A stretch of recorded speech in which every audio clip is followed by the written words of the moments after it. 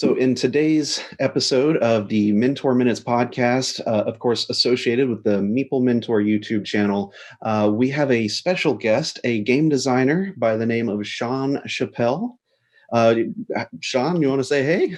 Hi, how are you? Yeah, sorry, I didn't mean to be a statue. There's video here. Look at that. Yeah, check it out. And he actually moves. And for everyone who already knows, I'm Jared. And I'm Jay. And so today we're going to just be talking about his upcoming game, Hivernation. Yep. Yeah. So Sean, maybe just kick off with telling us a little about yourself, a little bit about how you got into game design, and then, what Hivernation's all about. Yeah. As way of introduction, I am Seth Chappell. I am one of a 3-person team from Ramstar Games. We started off actually as a gaming group. So we have a regular game meetup on every Friday night, and we've been doing that for years. And ultimately, we decided to get into designing our own games. Simply just through the sheer magic of playing games, we decided to start creating our own. All 3 of us are in some way creative. So I'm the lead artist on the project and the original concept designer.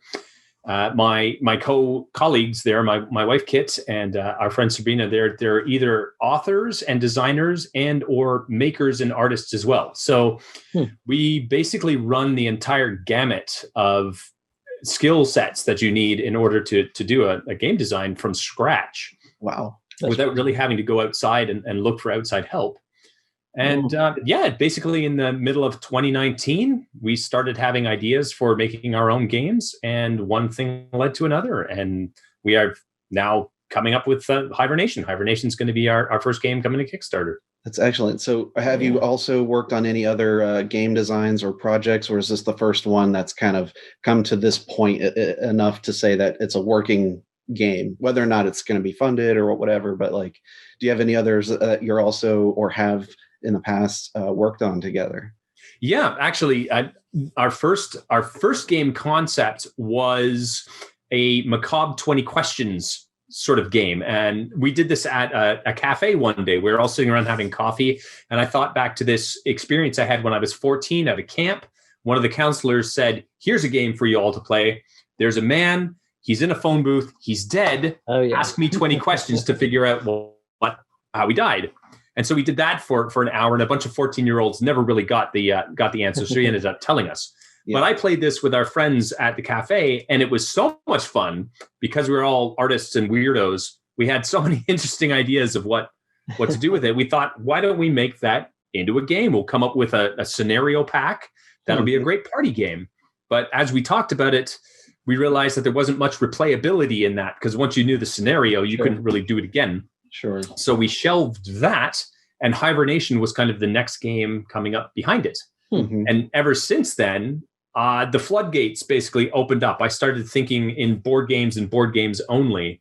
And so there's about a dozen games actually that we're hoping to get to over the next, I don't know, what would that be? Decades? Right. Yeah, right. I suppose.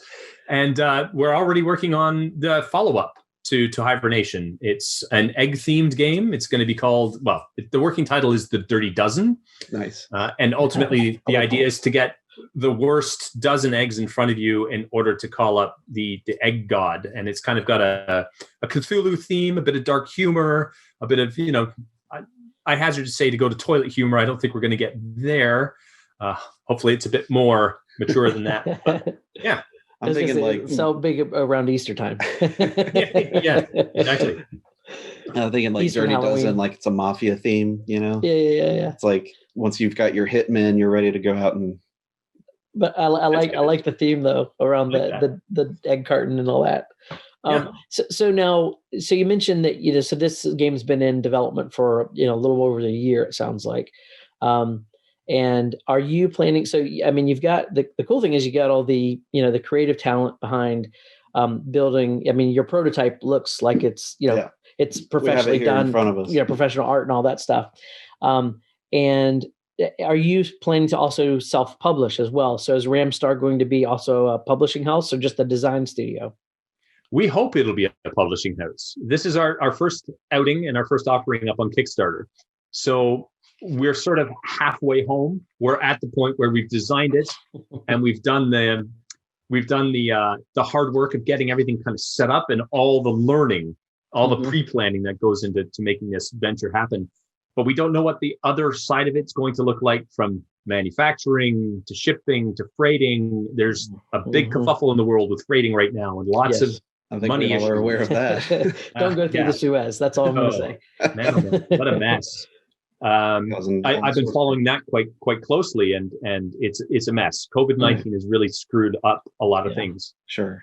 So we don't know if we're going to like that bit of it. It might be in the long run, we may love the designing and the playing, and we may not actually enjoy the delivering. I'm not sure. And the business aspect of it. Yeah. And I love learning. And I think that the opportunities for being your own publisher are greater than selling on your game to somebody who's already established. Right. Yeah. But in the long run, if the headaches are enormous, risk reward thing, right? Yeah, it may not be worth it. We don't know just yet. Right.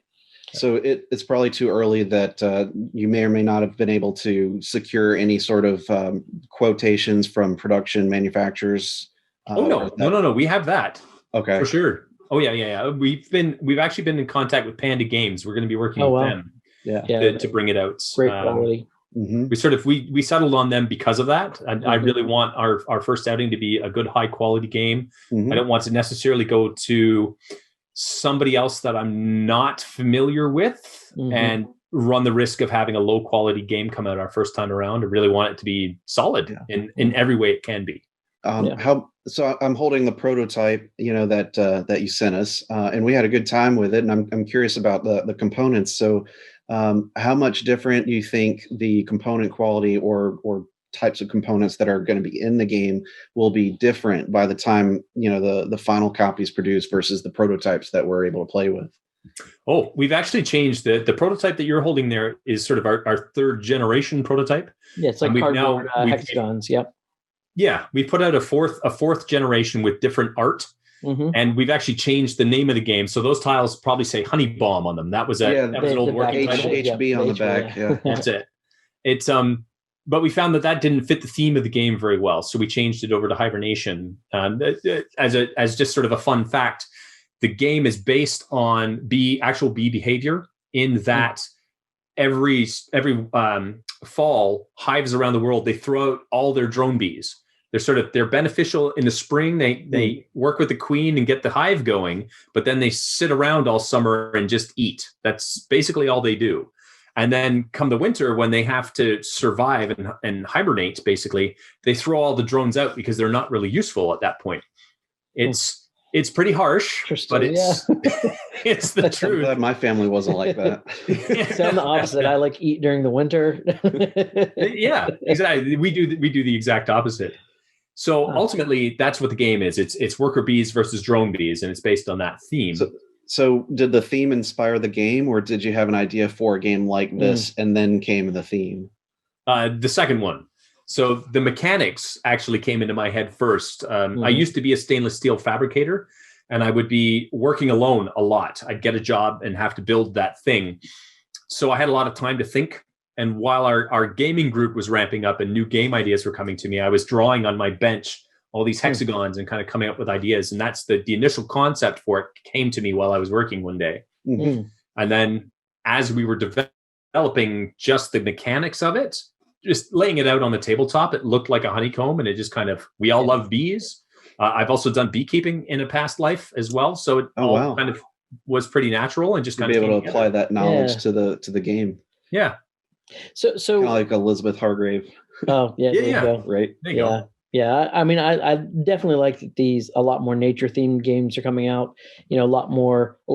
I mean, not that I don't love fantasy and sci-fi, but it's great to see, different themes like bees or, birds and things like that. So I think that has a much broader appeal, especially to non-gamers as well.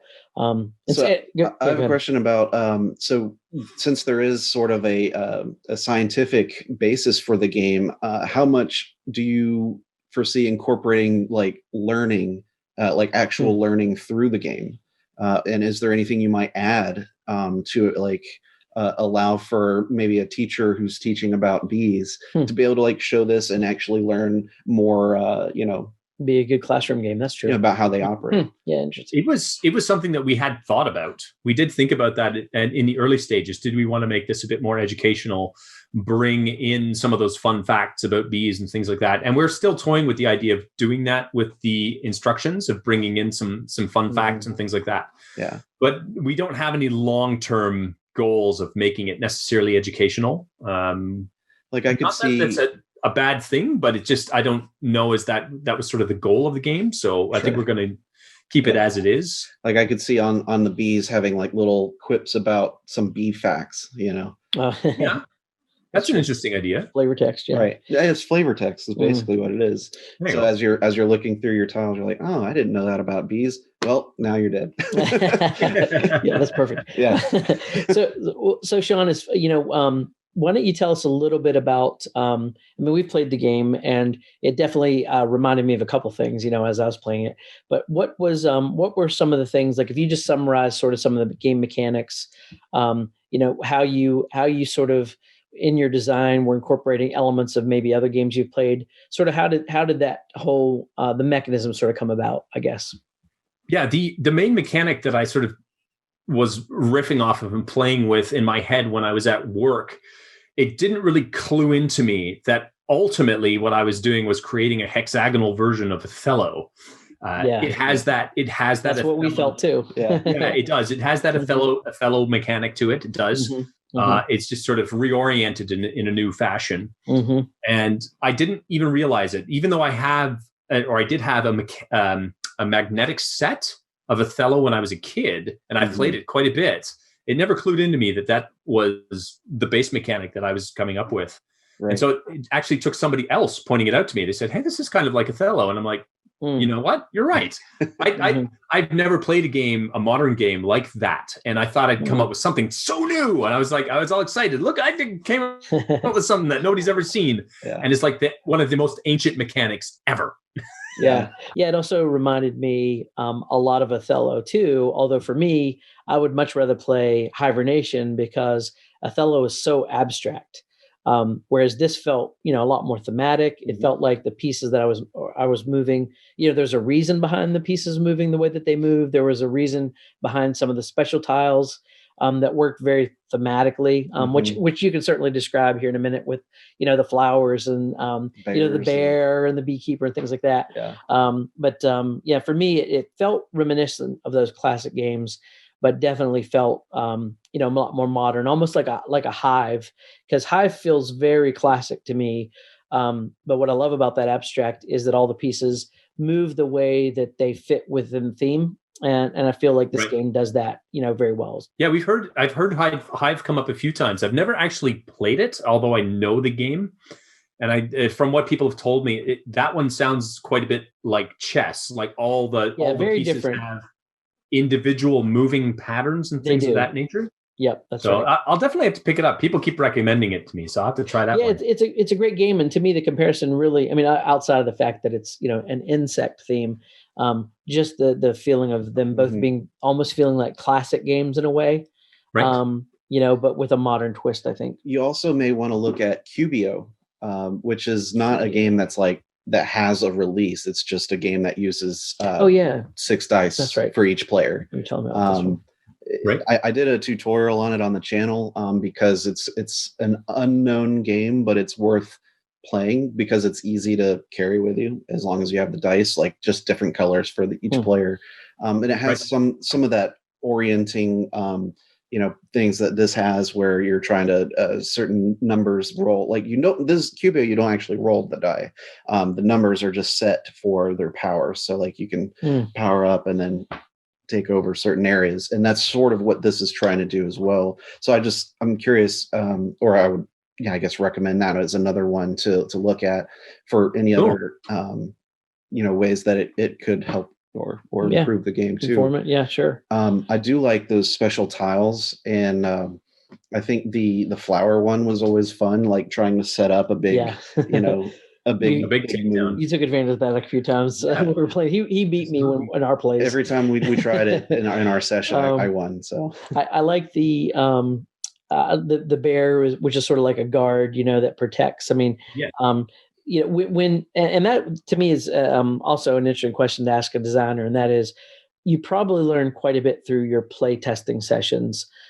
Did any of the sort of special powers and abilities result from play testing, or did you already sort of have those in your head from the beginning, and then it was just a matter of like trying those out on people? It was a bit of both. So while we were designing it, and the game was just B tiles, and all it was essentially hexagonal Othello, we found that the premise of that was going to get thin fast. And in the rules there, we actually kept a version of the original concept of the game, which is the total domination version of the game, where you just play with the B tiles and you start moving them around afterward to try to actually completely eliminate your opponent. Mm-hmm. If you haven't had a chance to play that version, I would recommend it. I can try that version. Yeah, I think we did like the one that incorporates all the special we did tiles. Everything.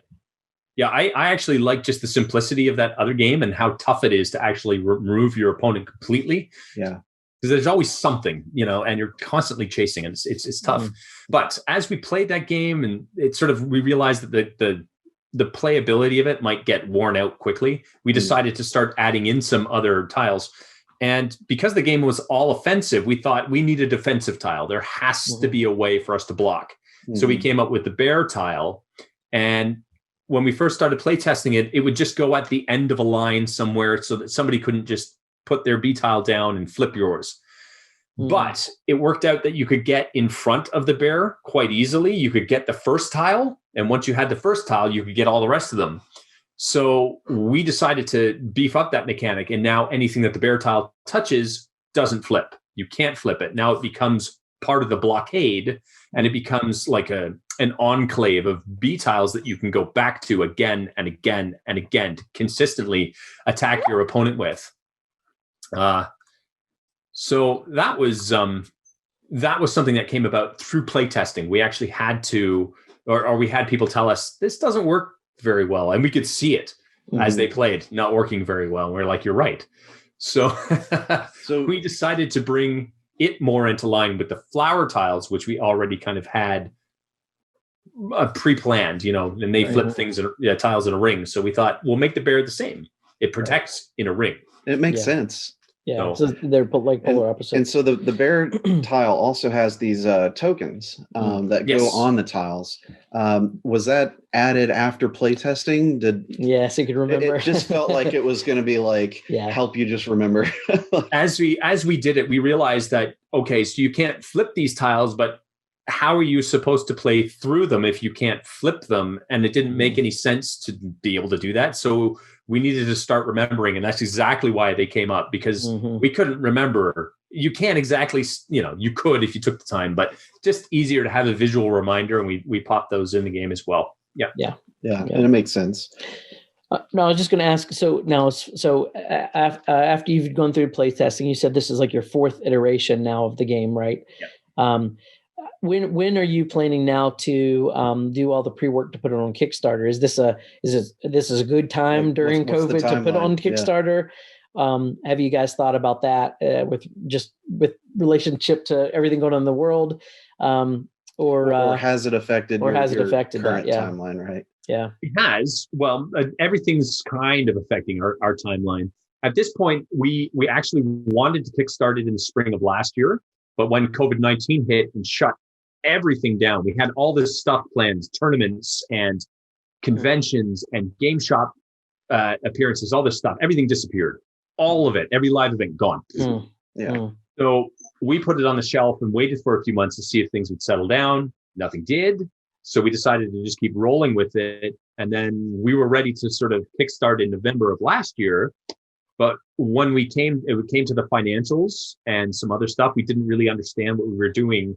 And other people on some Facebook groups had a look at it for us, and they said, this is not going to fly. People will not support this. It's too expensive. Your shipping is too high. You need a better solution. So we decided to actually postpone it again until this April. And that's exactly what we did. We went back to the drawing board, back to the manufacturer. We said, how do we make this smaller so that we can get better shipping? And how do we make it more compact so that it's lighter and all the rest of it? And we actually ended up finding another method.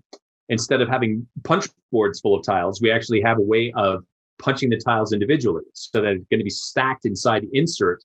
And we took a gigantic box and shrunk it down by 75% to a much smaller size, one that is shipping friendly. Wow. And so, yeah, there was quite a bit of that working up to this Kickstarter. Mm-hmm. And there are still some issues. It still might not be, you might be right, might not be the best time to kickstart a game, with all the freighting issues and the shipping issues, and Kickstarter has changed. It's no longer being seen as a funding site. It is now a sales site. So countries around the world are expecting taxation on everything that is sold across it. Mm-hmm. And so on and so forth. So there are a lot of variables that are on the move, and it might not be the best time. We're not sure, but we want to let it fly. We want to put it out there. We want to see what the response is and whether or not people want to support it, because we haven't been able to bring it to people the way traditionally you could at conventions. Yeah. So we don't know if we quite have the support we're looking for, but we hope that, we've done our job. We've chatted to enough people. We've been involved with the community long enough, and that we have a good pitch, and that people will want to support it. Even if they, stumble across. What is the start date for the Kickstarter so that everyone listening can check it out? That is April 13th. And believe it or not, it actually happens to be my birthday. So happy birthday. That's it. You have to buy one on my birthday. It's a personal gift. So yeah. That's awesome. And is there a place, a Facebook page or an email subscriber list or anything that people can sign up to be informed of when it launches or anything like that? Yeah. We actually on our main website, ramstargames.com, we have an email sign up.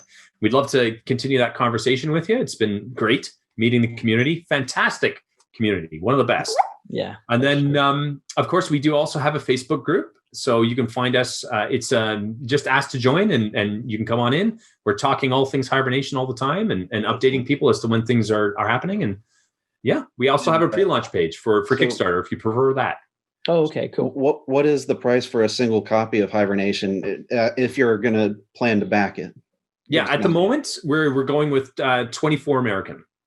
Okay. Yeah. 24 USD for backers. That's it. And in sort of comparison, if you like, Gloomier, which is out right now by Atlas Games, is selling for the same. So okay. Mm-hmm. Yeah. Can't be all bad. I hope. Yeah, no, that makes sense. No, that's I was going to say that's a pretty good seems like point. It's reasonably priced. Yeah, it definitely seems reasonable. I do have a question about after Kickstarter. Assuming it gets funded, what kind of distribution afterwards are you guys considering other than just backers? Oh, well, we do hope. I mean, ultimately through the Kickstarter, we will be ordering our own copies as well. So we'll have copies in hand, ones that we want to be able to sell at live events, right? Mm-hmm. When they come back online. But we're not actually planning to be able to fulfill our distribution until early 2022 anyway.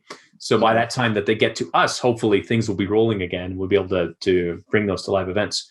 And outside of that, depending on how well it does and how well it's received, and if people are demanding it, honestly, I really want to hang on to it, and I want to be able to bring it out in a much more commercial format. Mm-hmm. I think it has a great opportunity for retail.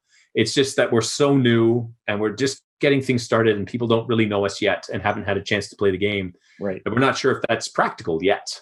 So I could see this type of game like doing really well, like on just like Target or Walmart store shelves. Even it's that kind. Yeah, it's that kind of game where it's very accessible. Yeah, it's accessible, but it gives gamers enough. There's enough going on that gamers appreciate it too. Yeah. Oh yeah. There's a lot of cool like chess-like strategy. It's like just a good abstract. Yeah. But one of the things I like about it is the fact that it always changes. Every game is different on how you play your tiles. And that's the organicness of it is one of the things that I enjoyed about creating it. Yeah. Well, no, this has been great. Sean, well, obviously, best of luck with the Kickstarter. I'm sure you'll keep us posted as progress happens. And everybody on April 13th? April 13th. Go check out Hivernation. Thank you for having me on, gentlemen. It's been great. Yeah, thanks for joining. And thank you guys, listeners, for checking out our podcast. And stay tuned for more great content like game designer interviews with Ramstar Games and more coming soon. Coming soon to a podcast or YouTube channel near you. Whichever your preference. That's right. Well, Sean, thanks again. We appreciate it. And we'll talk to you soon. Okay. My pleasure, Tim. Thank you. All right. Bye. All right. Welcome to the second half of our podcast episode where we are interviewing game designers for upcoming games on Kickstarter. And right now we're going to switch over to a game called Taelmoor, which is a really unique print and play board game experience that allows you to scan QR codes and sort of experience the game through your phones, like everybody on their same phone. It's very exciting. We're going to see it on Kickstarter. So we've got the two of the designers with us. They're brothers, Willem Delventhal and Zach Delventhal. Hello. And of course I'm here with Jay for our audio only listeners, because we do stream this on Apple and Google and all that. We're all remotely doing this today, just scheduling. And of course, the brothers are in widely different locations around the country. So guys, can you just give us a little bit of intro about who you are and what led you to design this game? Sure. So we are the Delv Bros. There's me, Zach, Eli, who's not with us today, and Willem. And yeah, we are literal brothers. We grew up together. We have a history of sort of making fun stuff together. And at this point, we all have careers. We've built some products. We've done a lot of engineering, a lot of game development. Eli in particular has done a lot of game development, but we've never really built something professionally together, which has been a sort of big dream of ours, a goal of ours. So about a year ago, we started talking about the idea of like getting this company kicked off and like, oh, maybe we'll make some video games. What'll we do? And we started prototyping some ideas. And that was a lot of fun. And lo and behold, like out of all the video game ideas that we wanted to make and that Eli in particular had a lot of experience making, the thing that we really loved, the thing that we really fell in love with was a board game. And it does have digital elements, which I'm sure we'll talk about in more detail. So our experience with that is coming into play. And obviously there's some overlap between board game design and video game design, but there's something magical about Taelmoor, where you have sort of this dungeon laid out with real physical pieces, and then you can interact with it in any way you want, almost like a text adventure. And the app sort of assists you in doing that. So we love the idea, and we've been working on it and refining it since then. And yeah, we're getting ready for that big Kickstarter in a few more months. So it's coming down to the wire now. That's really exciting. I do like how you were saying that it's similar to a video game. Jay and I had a similar thought as we were playing. I thought, this reminds me of some of the point and click adventure games, or like Sierra or in the LucasArts type of stuff. But as a tabletop game, and that's even like cooler. I've never seen that before. So are you saying that the idea for this started as a video game, or like what's the connection for you? How did that happen? Yeah. Are you guys familiar with the game Chronicles of Crime? I think Jay, we talked about that. Yes. Yeah. So the original inspiration was entirely Eli's brainchild, who's the chief creative. He's the guy making games. Inspired by Chronicles of Crime, which is, if you're unfamiliar, a mystery, murder mystery solving game where you have physical pieces on the table and you use your phone to scan QR codes and interact with that world. So you are literally talking to the police chief on your phone, that kind of thing.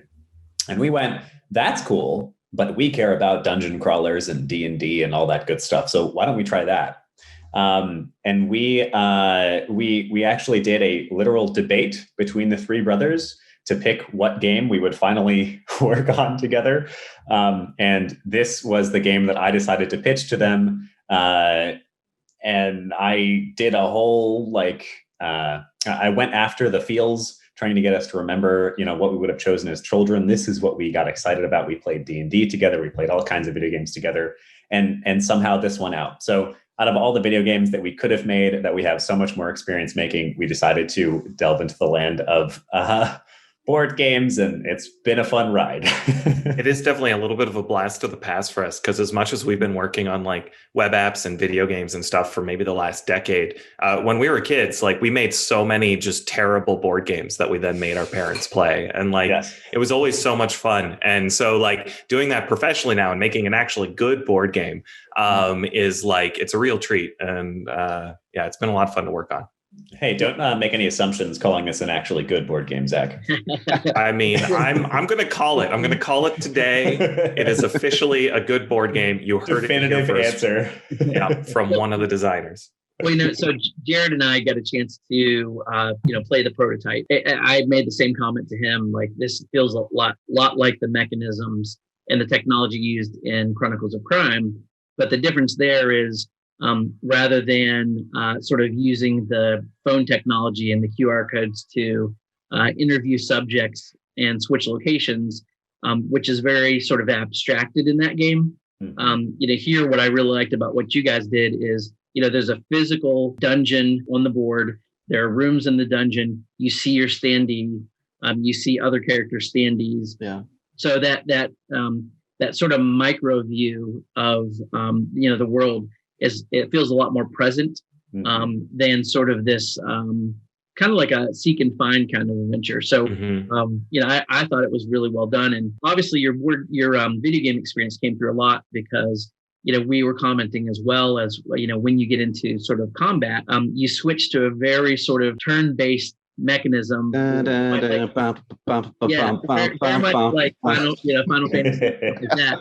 So how did you make some of those design decisions as to, when you were going to sort of really lean into the mobile app side of this versus physical sort of components of the game? I'll jump in first, Will. I don't know if you have, but just like, I was just going to say there is no like rhyme or reason to it necessarily. It's just like so much experimentation and playing around with stuff and pitching ideas to each other.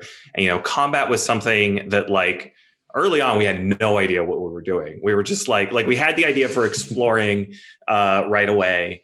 But then it was like, okay, there should probably be combat in this, right? And we actually debated it. Maybe we don't need combat, but like it's a dungeon crawler. Like you need to have that element. I was we're hugely surprised and like impressed by the combat. Once I realized that everything was real time, I'm like, whoa, there's so much to this. And I had no idea. I'm like, this is amazing. How did they do this? Yeah, it's great. That's awesome. That's great to hear. Plus, and you guys, you'll explain the technical detail because you guys are the coders and stuff. But what I thought was really cool is that, this game didn't require an app. You guys did it with a web app. So you're making it definitely, more of that hybrid type experience, which is cool.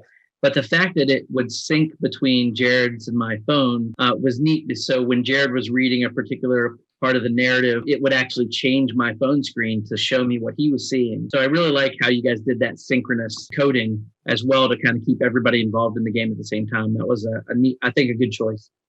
I like how it did that, but it was also like pretty instantaneous. Like I don't know if it's just his Wi-Fi was awesome, but like it was, as soon as I hit something, he'd be like, oh, there you are.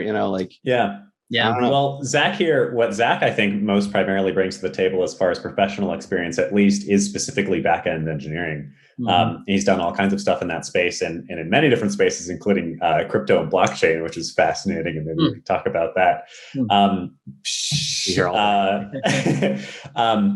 I think we all sort of had our little skill sets, and you can kind of see them working into this space. I, for instance, have done a decent amount of game development, but I wind up more specifically in business and entrepreneurship. I tried out a venture before this for video games for cats, which was fascinating. But what I get most excited about later, if you would like. But yeah, so what I get excited about, they're cool. They are cool. What I get most excited about, though, is like, weird, interesting applications of games in a way that people haven't seen before. And then Zach here, he's very back end, very like, let me figure out the best technical solution to something. And then Eli is just creative genius in the world of games. And I think you can just sort of see the interplay of those things. But to answer the original question from ages ago about how we decide to do these things, I think in the world of game development, it's just always playtesting. It's like, I don't know, take your best guess and then see what people like. I would hazard a guess, Jay, that if you had come and tried the first prototype of our game, we would not be having this conversation right now because it was rough. Yeah, but no, I mean, I thought, again, Jared and I only played obviously the tutorial, mission that introduced us some of the mechanics and, getting used to using your phone and things like that. But, my former life, I was a developer, like this is 20 years ago, and I wasn't doing video games, but I could really see some of the technical prowess that you guys brought to the space. And I think, we've seen really good sort of tabletop versus, mobile implementations of games, like you said, through Chronicles of Crime, Mansions of Madness, Imperial Assault. Now, Imperial Assault, another sort of dungeon crawl as well. When you guys developed the dungeon crawl mechanic, one thing that sort of took me by surprise is the decision on dice versus not using dice. And so I'm sure that came up, especially if you guys are D&D people. So where did you kind of finally, I guess, make the decision, and where'd you land on that? I mean, we would love to do dice. Yes. But it was sort of like early on, we knew that like the interaction had to be physical, right? You had to do something in the physical world, and then that would change something in the app. Like we knew that was the mechanism. And so we considered, and we did a little bit of research, like, could we get like a set of Bluetooth dice that like you just roll them and they pop up? Well, and there are actually some really cool Kickstarters for them that are getting going now. They weren't when we first started this. They're a little pricey for us, probably, maybe for a future Taelmoor expansion. But so with Bluetooth dice off the table for various reasons, there's really no good way to do dice. It's like roll the dice and then enter the number into your keyboard or something. Like that would be a really lame feel. So we had to find ways to sort of introduce that randomness without using physical dice, and which is how eventually we came upon the sort of deck building mechanic for combat, because you can shuffle your deck, you can draw cards, and just Jay and I have played it, but for those who haven't played this yet, can you explain how that combat actually works? Because it is so unique, and like you said, it's so well integrated. And I felt like when I played this, that even though we're trying to compare it to other games that use apps or web type of integration, this is a game that I felt really couldn't exist without the web, like without that. Like, whereas Mansions of Madness, you could technically play that, without being without an app, or you could do Forgotten Waters without an app. You just have a big storybook, that kind of stuff. But with this, the way that you've used it is so integral to the story and the gameplay. Can you explain how that combat works? It's just really cool. Jared, it is an incredibly large stress relief to hear you say that. Very hard on combat. We worked very hard on combat. It's been a really fascinating interplay, and I would say never really an easy interplay to figure out where things belong digitally and where things belong physically. We knew one of the things that attracted to us from the very beginning was the idea of being able to combine the digital and physical spaces in a way that largely hasn't been seen before. There are obviously pieces in other games out there. And a lot of it was definitely not figured out from the very beginning. And was just us experimenting and messing around. It's funny that you say combat, though, specifically has worked out so well, because that really was a beast of the situation. It was just like, we know that we can't do dice. We know that, for instance, even 2 scans is a pain. If I am playing this game, it's my turn and I have to scan a guy and then scan my card. Like, that's a pain. QR codes are not intrinsically easy or fun to scan. When they work well, they're amazing. But we had to be very careful to, not give the player too much of it, because then it just becomes annoying. So Zach actually, I think, originally came up with the targeting system, which, Zach, I feel like you should talk about, because I think that's the key differentiator between any other combat system and ours. Yeah, we started out with, we had sort of, I think, all the sort of predictable influences like Slay the Spire. We've all played a ton of Slay the Spire, and we think it's like an awesome, amazing deck builder. Hundreds of hours. Right. Yeah. And we wanted to have, obviously we're not going to go as in depth because combat isn't the primary focus of this game, but like we wanted to have sort of a Slay the Spire light kind of experience.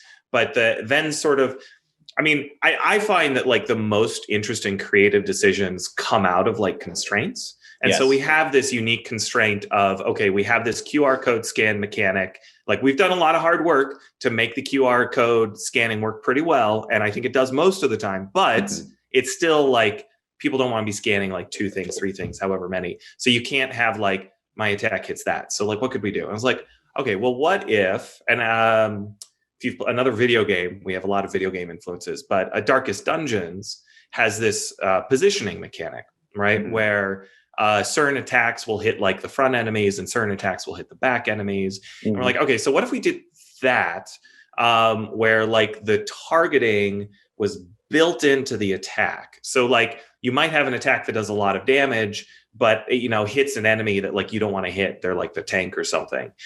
So you have to sort of strategically choose maybe to do a less damaging attack that's going to hit like the wizard that's about to cast a fireball or something like that. Yeah. So that's where it came out of, was like the very first version of combat had 2 scans, and we're like, this is just too cumbersome. It needs to be 1 scan. Where can we take out a scan?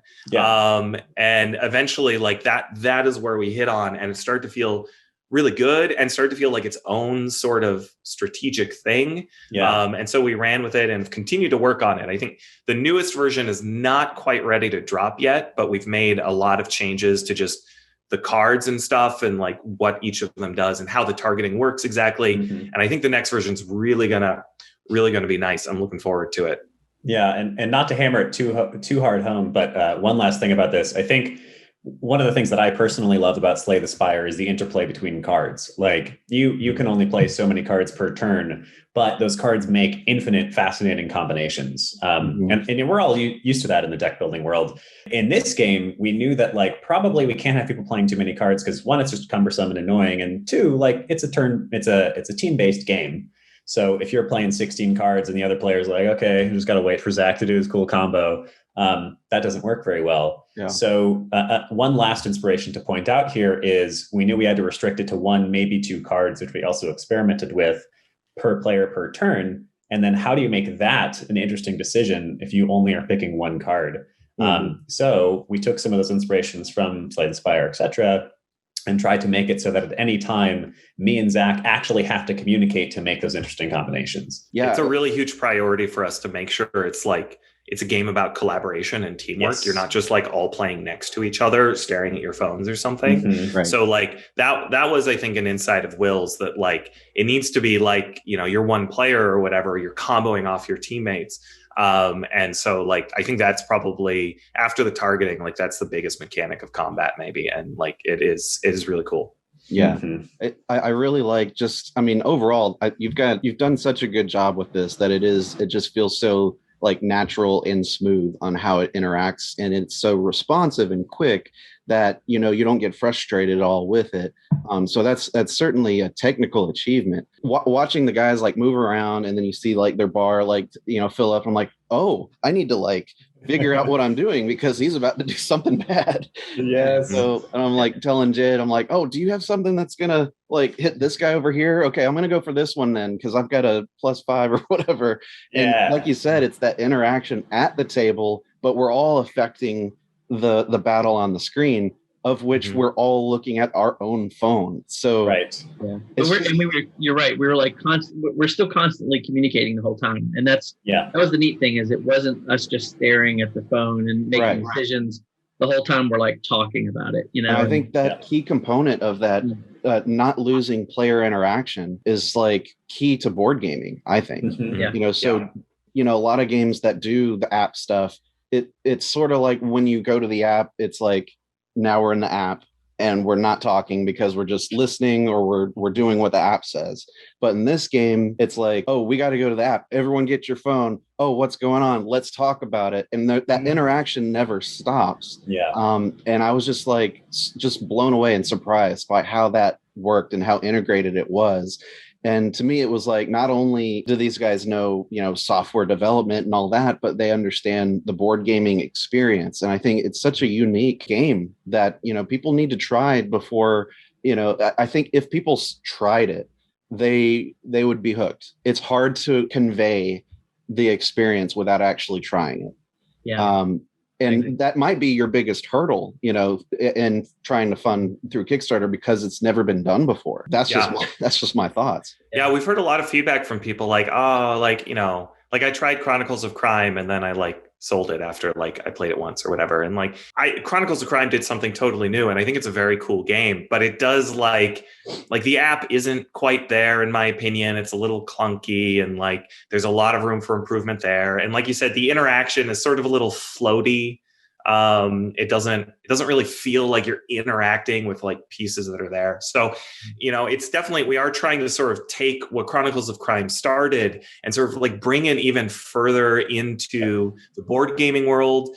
Cause we all, this is our first board game we've developed as adults, but we play a lot of board games and we love board games and we love just that physical feel, right? There's something that video games can't replicate about that, of just holding the piece in your hand. So we're really combining what's best of board games and what's best of video games has been the goal. Yes. And actually, it's funny you mentioned trying it, and you've mentioned the print and play, you've mentioned the web app. Part of the reason we have a print and play and we have a web app version of it, a beta web app, is to get it in people's hands.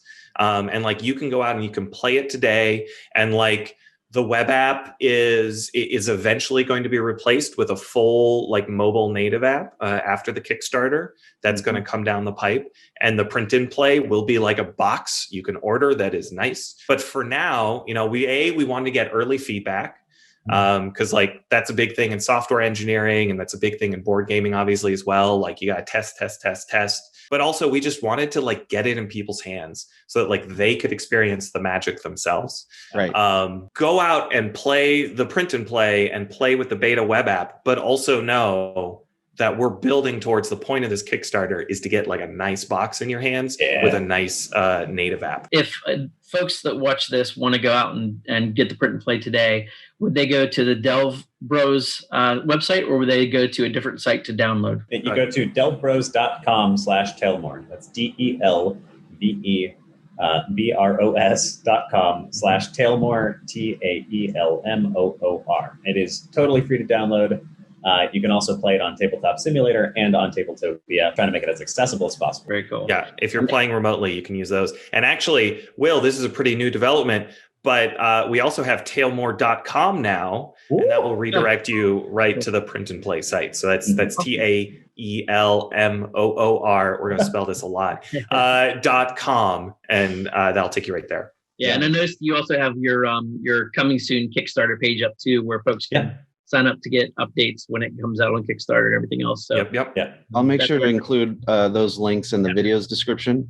And that way our viewers will be able to quickly go check it out, download it, print it, cut it, and play all within 30 minutes. Fantastic. I have other questions for you too. So, I kind of described it as a crafting system. What I like is that when you, like I said, we keep making these allusions to Chronicles of Crime, but whenever you find certain objects, they represent those as cards. You guys have done something similar, but you have this special sort of mechanic where when you're in a physical room and you're scanning different things in the room and say trying to solve a puzzle, for example, you have this sort of crafting system where you're combining objects. How, I guess, when did you guys decide to develop it in that way, as opposed to, just keying in a couple numbers or something like they do with those exit games? I think that came about. Actually from one of our very first play tests. We had this idea a long time ago, and we verbally talked through. We did some word play tests, where we just sort of talked about what it could be and our best guess about what it could be. But I think we had two really important pieces of feedback really early on from two of our good friends, Mikey and Ivy. If you're listening, thank you so much. Y'all rule. One thing from Ivy, who's also a game developer, and she's spot on, really brilliant person, was the moment that I get excited about, the magic, quote unquote, magic moment. I also teach game development, and I talk about that a lot. What is the magic moment in this game, or the golden nugget? In this game, I think for her was, quote unquote, pulling back the curtain. That moment when I get to pull back and learn about this universe, get a nugget of lore, get some wisdom about what's actually going on, or discover something in the world, was magical to her. And then in conjunction with that, we had Mikey, who was basically like, I really love this, but I need to make sure like I am not pigeonholed into a certain number of options. It can't be I have 2 things I can do on any one turn, because otherwise, it doesn't feel like the level of autonomy that I get in more classic role playing or dungeon crawler or video games.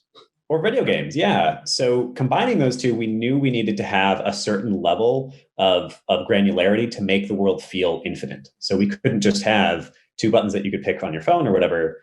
We needed to make it so that, there's enough stuff on the screen so that your brain can't even conceive of all of the possibilities. And that text adventure influence too, of just like, you can just like type in random things in the text adventure, right? And like maybe something does, or there's like a little hidden Easter egg or something. So from pretty early on, we built a system that allows pretty much infinite possibilities. And so the limiting factor is just writing. Mm-hmm. Whatever we have time for and can think of to like write in terms of combinations of different items and like things you do one place or another, we can make those happen from a technical perspective very easily. Yeah, well, that made me think of a moment. I wrote the very first, I will claim this forever. I wrote the very first scenario in Taelmoor as our test scenario back when we were first like just experimenting with it and playing around. You talking about the tutorial one? No, this is ancient. Way back. Yeah. It doesn't exist anymore. It was pulled apart and used for maybe it'll come back. Bits. Yeah, maybe. But there's an old man who was frozen in stone in this scenario, and at some point you collect a hammer. And there's an old man frozen in stone, and I don't know if you can guess what the players decided to do. So they hit this old man. First play test. Immediately, they hit the old man with a hammer, and he falls to pieces, and he's just dead. And there was no point to that. I just knew somebody was going to try it, so I wrote it, and the players fell apart. They died laughing, and it actually like they could still win, but it made it winning harder. That's what we're trying to deliver. Like anything you can think of can happen. We still want that magic of role playing where you go, I'm going to be a jerk and hit this old guy with a hammer, and I want the game to react to that. Yeah, it definitely feels that way. And not only the lore, but the amount of like dialogue options and like just stuff that you just keep uncovering as we, like explored. I wanted to ask you about like the writing aspect, like how many lines of dialogue or lines of like text interaction is in this game? Like it just feels just huge. Yeah, it's thousands. I don't know. We've never counted, actually. We probably should. We could like put that on a marketing. That should be on the Kickstarter. That would be a great marketing gimmick. Yeah. No, for sure. Because it's like 12,000 lines. A way to quantify that would be, so, we just played the tutorial. How many scenarios have you guys developed up to this point past that tutorial? Yeah, so there are, we have, let me count. I think we have, by the time it releases, I can at least tell you, because many of them are in progress. Yeah. We will have 10 that are ready to play. Okay. Yeah, there are 3 that are playable right now on the print and play. And then there's kind of 2 that like used to be playable and have been broken down for parts. And then there's 3, I'd say that, I guess it depends on how we're counting, but there are like 5 or 6 that are currently in progress. Mm-hmm. And we should have one new one in particular. The Call we're doing a playtest tonight. And that we'll see how it goes. That might be the final playtest before we release it. We'll see. Mm-hmm. What kind of stretch goals can we expect to see on the Kickstarter? I know that's a big selling point for a lot of people. I guess maybe new scenarios or components. Like, tell me what have you thought of so far? That's one that is still up in the air. We're still talking about it, but to give you some previews and give you some tempting tidbits. One, we really, really want to do like super sleek, sexy party marker, because right now it's just like a piece of wood that you move around. We would love to have at least one real model in our game, because all of these are standees, so they can have the QR codes on it. The party marker does not need a QR code because it just indicates where you are in a room. So yeah, something with, the barbarian standing with a wizard behind him. That'd be really cool. We're real proud, actually, just as a quick aside, then you can go back, but we are real proud of our cast of characters, like the 6 playable characters. We love the work our artists have done, and we've gone back and forth with them coming up with these characters. Mm-hmm. So I think they're all such badasses. And I would love to see like a 3D printed with like 4 of them back to back to back or something like that. Would be really awesome. That'd be sweet. Yeah, keep going, Will. Yeah. For a throwback there, just to point it out to anyone. We have, the barbarian, the rogue, the classic ones, wizard, cleric. But then the two that we knew we had to include from way back Hero Quest fame is the elf and the dwarf are two playable classes. Yeah. They're not races, they're classes. So that's one of them. Another one we want to do is a nice big map. Here's us descending back into the world of what our game can provide that no other game can provide. Imagine a giant map of the world of Vale where Taelmoor takes place, with QR codes all over it that you can scan and instantly get lore from. So you put that up on your wall, you pull out your phone, you look at it, you find out about the city of Valen and what happened there when the Melokai blew everything up and all that. That sounds awesome. And something that the lore is actually based off of years of role-playing campaigns that Eli DM'd and just like kept building on this lore. So like we have a pretty extensive set of lore that's like, comes into play here and there in scenarios. Yeah. It's never the focus, but like, you can get pretty deep into the world of Taelmoor if you so choose. It's like Onward if you could play it on a tabletop. Yeah. Yep. Yeah. Another one we've talked about is more combat cards. So we have a very light leveling system where you actually do a small amount of deck building. And as it stands, there's going to be 16 cards that each class starts with. We'd love to bump that to 20 if we had a big stretch goal. Are there any others we've talked about so far, Zach? Nicer materials, obviously. I think that's a pretty common one and maybe not as exciting a one. But, a big part of building this for us is the look and feel, the like having nice things in your hand. So, the further we stretch, the more, the unit cost comes down, and then we can put that into like a nice linen-y card or something like that. Is the print and play version still going to be like some kind of level for backers to obtain? I mean, I guess at some point it might not be free, or I don't know. How's that going to work? As far as we are thinking right now, the print and play will always be free. So it will be available essentially like a demo. You'll be able to play one or two scenarios in the print and play. You can try it out. We are encouraging people to try it. I think just like you're talking about, getting somebody to try it is going to be one of our hurdles. So to encourage you to try it and then be able to trade up for a nice big sleek box is what we're imagining in the future. Yeah. And I think that the fact that you guys are integrating technology this way, you don't have to worry as much about errata and things like that, because you can make those instantaneous. Well, not instantaneous, but that can be a patch release or whatever, where you don't have to mail the publisher if there's a typo on cards, or if you guys want to change something up or found something. You can make those changes pretty seamlessly to the end user, and obviously DLC for new scenarios and stuff like that. It's pretty cool. Heck yeah. So, in the printed version, once this backs, as I'm sure it will, the full components are going to be mostly cardboard, I imagine, with the one miniature for the party. I'd say what's going to take up the majority of the box are dungeon tiles. So this is a modular system. Everyone loves that word, right? So big 5x5 tiles, beautiful board game art that you actually put out on the table. Yeah, like you can imagine. I don't know. There's so many modular dungeon tiles out there. Yeah, I've been playing Bloodborne, the board game. It's got that kind of tile placement, map exploration. Yep. Yeah. So dungeon tiles are the big one. Doors also are a part of that. We have this nice little door system where they like flip over and indicate whether you can walk through or something's in the way. Entity pieces. So there are NPCs as well as bad guys. They are standees, so little cardboard guys on plastic stands. What else am I missing in there, Zach? Instruction book. A bunch of cards, a bunch of boards, and then either a pawn or maybe a nice 3D printed miniature if we can make that happen, which we would love to. Now, I'm curious about, for the characters in particular, is there any way to put the QR on the bottom of the plastic instead of on their art? Yes. It introduces new challenges because you want to have a QR code of a certain size. If it gets too small, it doesn't scan as well. So like you'd have to have a pretty substantially sized base at the bottom there. You'd also probably have to attach it with stickers. It's probably not going to be version 1 like that. We'll probably stick with the one party miniature, but I don't know. We have, like we said, we haven't nailed down the final stretch goals yet. So that might be something to figure out. And it also might be something for like a future expansion pack. Yeah. So we'll see. Because if you did with the stickers and the minis, or the scale of your game was literally a little bigger, you could just put stickers on miniatures. and then all of a sudden it's it looks like a tabletop game without the standees, and you're only seeing the QRs from the tiles and your cards and stuff. I will say that I would be very sad that you would not be able to see Datan Porto's incredible art, because my God, that man is a talent. That's true. I mean, I think you're right. I'm an avid Warhammer player.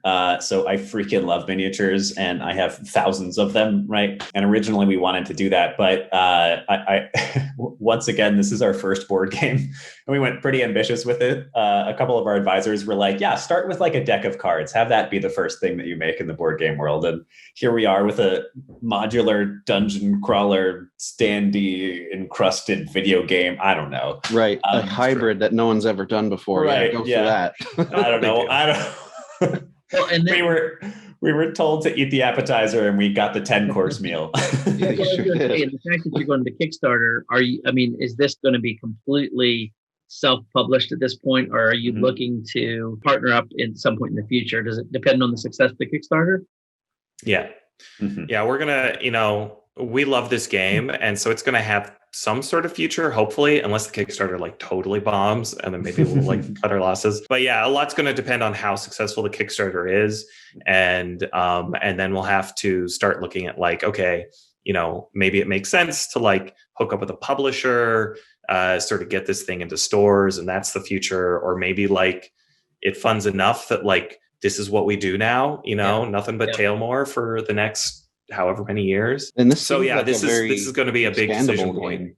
Exactly. That was one of the biggest things that attracted us to the idea at the beginning. Like I mean, like I said, Warhammer is one of my big inspirations. D&D is one of my big inspirations. I can remember sitting down and playing Fantasy Warhammer with Zach. I was Lizardman. He was Chaos. I can remember him brutally murdering my final skink on top of a tower. Those are childhood memories that I savor and relish, and we want to be able to deliver. So definitely expansions.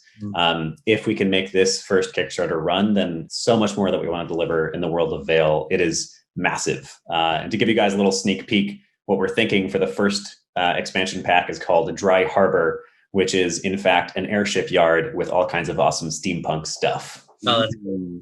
That's cool. Steampunk pirates. I like the sound of that. Well, I want to circle back real quick, because I mean, technology is wonderful and great, especially if it works well like this does. But it has to be in service of that story and that narrative. And it's kind of rare. I've found that people that have very good sort of engineering skills also have that sort of creative ability to write narration and story. So have you all collaborated on the story part, or is there one of the brothers who's done most of that, or are you looking for outside help in some of those scenarios too? Yeah, well, all of the above. Eli is a forever DM. He has told, I don't know, an ungodly number of stories in his time. And he loves this world of Veil.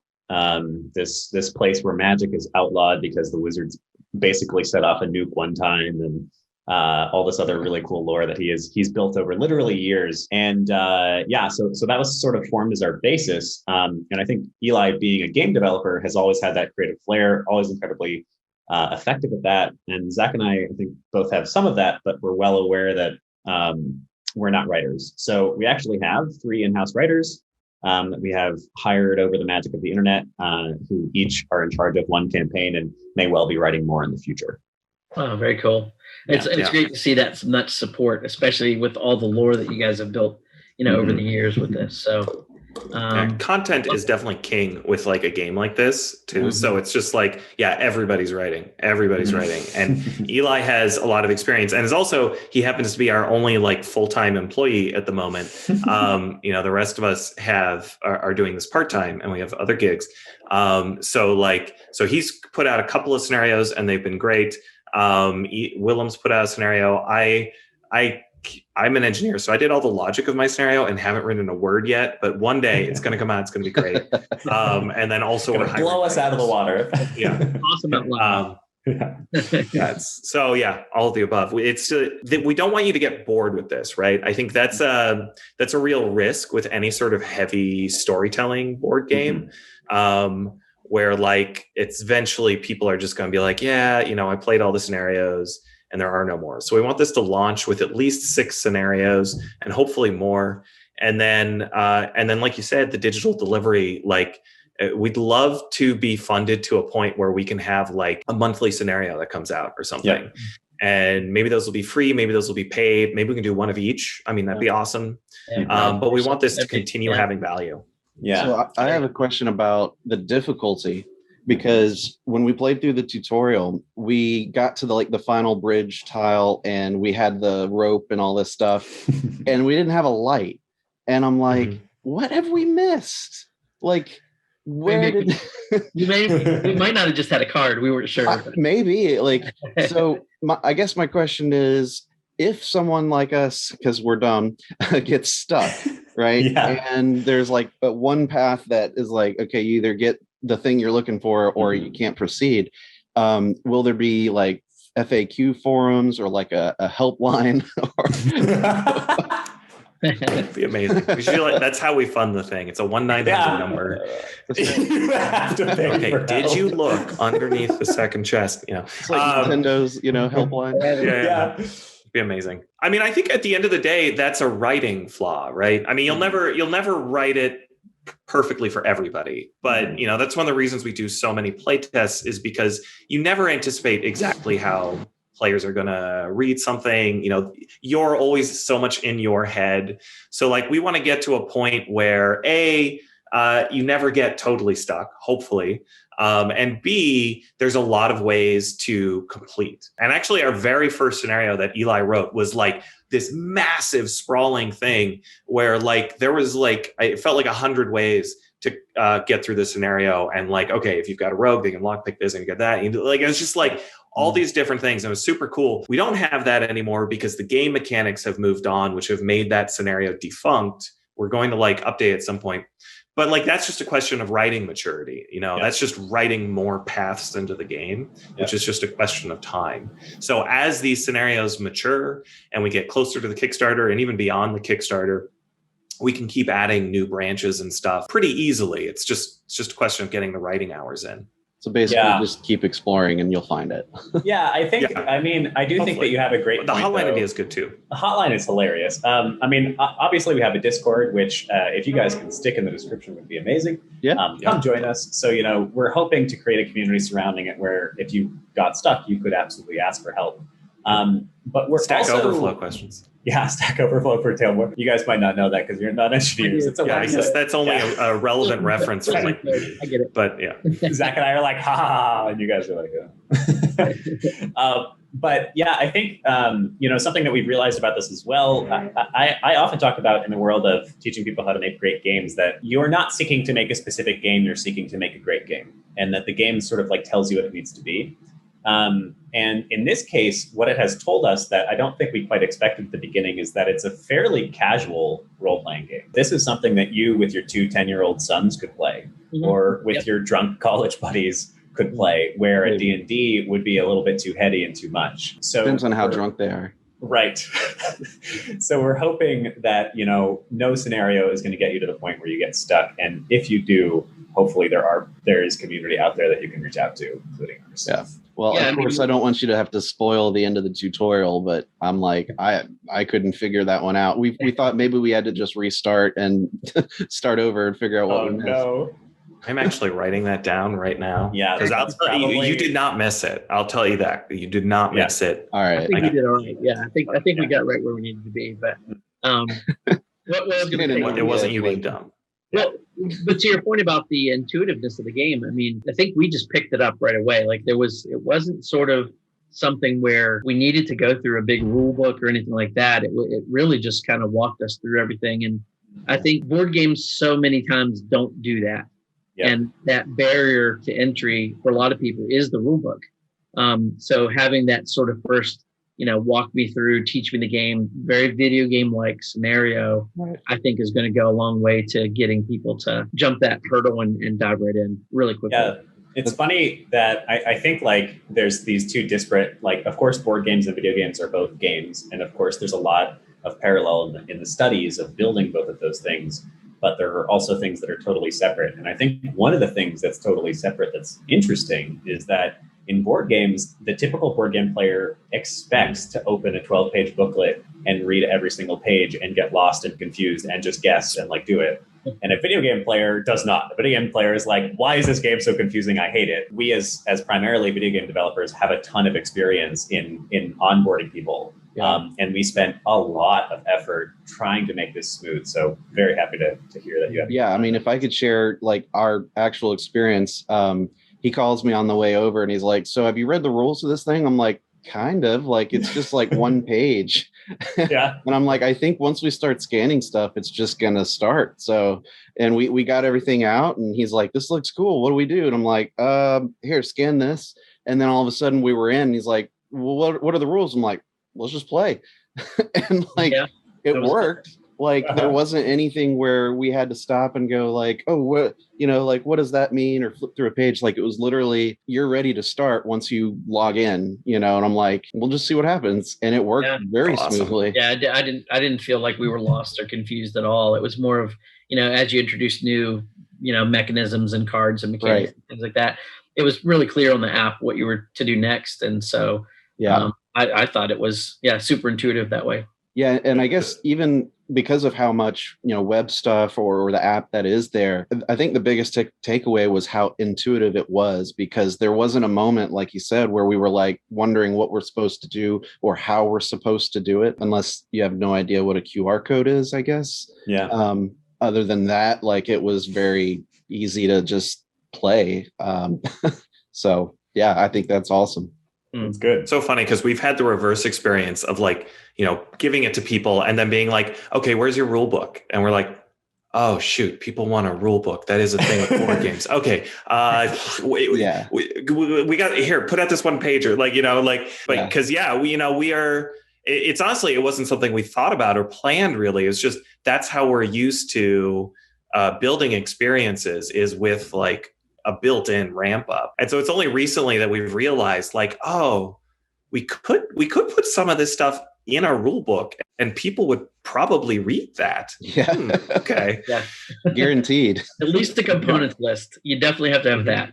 Yeah. Component list. Yeah, we are working on a more complete the different basic actions and how like the combining stuff works. I think that should be explained in a book, even though it's it's in the app and all that stuff. But I was literally like, when I received it and I printed it out, I'm like, all right, there wasn't a rule book. It was just all the components. So I went back and you sent me the website and I'm like, okay, there's a PDF and it's like one page. And I'm like, okay. That's all you need, dude. That's all I need, I guess. So. Yeah, we have a somewhat sort of stopgap rulebook now that I think is like 10 pages and it goes a little bit in depth, but that is actually one of the things that we're figuring out as we speak. We'll be sending out to manufacturers for prototype copies just in the next couple of weeks here. And that's one of the last things for us to put together, because we're not, it's hard to tell with a game like this novel, weird combination of things, exactly what needs to go in that book. Right. I've never seen a game where, normally people get daunted by the size of the rule book, but in this case, it's because it's so small. Yeah. You were like, oh no. Like it looks like there's so much to this. And then they give you like that much like direction. And so it's like the reverse amount of daunting. It's like, I need more information, but maybe you really don't. Just trust that the game is going to teach you, just like a video game. Like you said, if you plug it in, you boot up the disc and you're like, all right, what do I do? And then you slowly learn the mechanism. Yeah, you'd be pissed if you plugged in a video game and it said, all right, now go get our 20-page rule book and read it over to cover. Yeah, it's like, now read this page and this blah, blah. It's like, yeah, quite an achievement. I will say again, like, this is such a unique game. Everyone needs to really look at this. So I'm going to make sure that the links are in the description so that you can get the free print and play, which you heard here is just always going to be free. So you can try that out. But if you want to get, that real physical copy with all the upgrades and the souped up stuff, make sure you check out the Kickstarter. When is that launching? July 13th. July 13th on Kickstarter. Taelmoor. From the Delve Bros. Man, I'm excited. Thank you guys so much for being on our podcast and letting us try this game and just letting us know all about it. Thanks for taking time to talk with us. Do you have anything else you wanted to add before we sign off here? Thanks so much for having us. It was a real blast just kind of talk about the game and the development process with you. Yeah. And thank you as well from me, and to everybody out there. Like, keep playing, keep enjoying. I love the world of games. We all love the world of games. So yeah. Right on. Check it out, summer 2021. Yes. All right. Well, it's been our pleasure. Thanks, guys. And thanks for listening to our podcast. This concludes this episode, which has been really cool, being able to talk to all of these game designers and these upcoming games. It's just been really fun and really cool. So make sure you check out Taelmoor and Hivernation when they both launch. And stick around for the next episode, where I'm sure we'll get back to doing some top 10 lists. I know a lot of people love hearing about those. Jay, did you want to add anything? No, just like I said, just keep listening. Thanks. Tell your friends, tell your family. Check out the YouTube video as well. And we've got a lot more content coming up soon, and also more interviews with game designers. So for Mentor Minutes, I've been Jay. And I've been Jared. And I've been Willem. Bye, guys. Bye. Bye.